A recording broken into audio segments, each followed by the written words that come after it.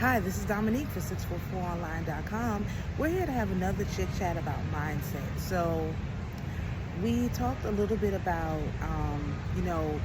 creating the mindset of being a creditor and not a debtor. But let's talk a little bit more about that. So if you didn't know, let me be the first to tell you that you are a debtor because you have not quote unquote change your status. Now, you are made a debtor when you are born and you're given a social security number.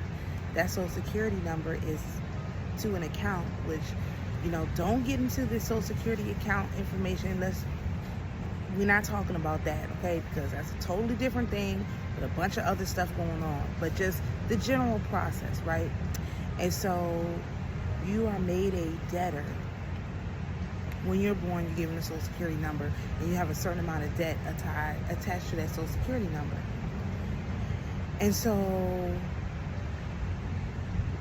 as a result of that birth certificate that you're given and that social security number, those are attached to a person who is actually a non-living person, because corporations, they use all caps letters, and that's to indicate that they're not an actual person, like they're not a living person.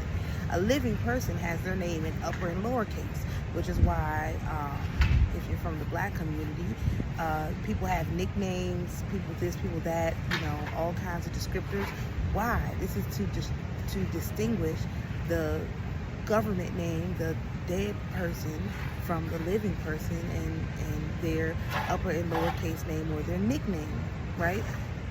So the first thing you have to do is you have to correct the record. First of all, you want to take ownership of that name, where we are providing a copyright service so that you can take ownership of that name. Because if you don't own it, if you don't have documentation saying you own that name, it is property of the United States government. So you want to take ownership of your name. That's first and foremost. Second of all, you then want to consider what you're going to do with that, right? Because just owning your name is not enough. You have to do several other things before owning that name actually means something. And that's what we're doing over at 644online.com, because when I began this process of looking into how to take control of my life and take it out of the control of the government, the information was all over the place, and a lot of the information and the processes, they didn't work now because so many people have done them wrong that they just totally don't allow them to be used at all. And so what I suggest doing is going to our website, of course, 644online.com, but I suggest just doing some research. Read the Civil Rights Act of 1866. Read the Gold Act and Proclamation 2036. Read some of these. Read HJR 182, what HJR 182 is not one that you use, but read it so you can get an idea of what's going on, because owning your name is not going to be useful to you. Owning your name is not going to be useful to you if you don't understand what it is you're supposed to do with that and why it is you're supposed to have that information.